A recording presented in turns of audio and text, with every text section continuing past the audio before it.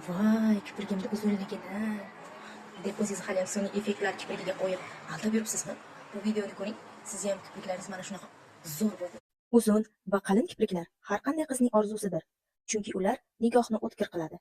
Go'zallik salonlari hozirda kipriklarni o'stirish xizmatini taklif qilmoqda. Ammo bunday o'stirish juda katta kamchilikka ega.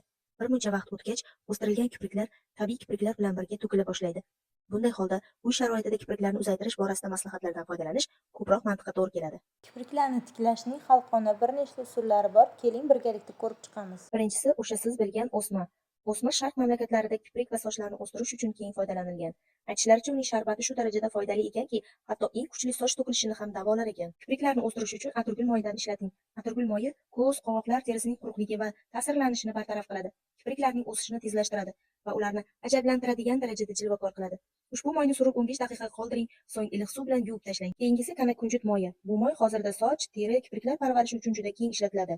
Kanakunjut moyi kipriklarni mustahkamlash va o'stirish uchun haftada kamida 3 marta ishlatilishi kerak. Uy sharoitida kipriklarni uzun va muloyim qilish uchun chakanda moyi yordam beradi.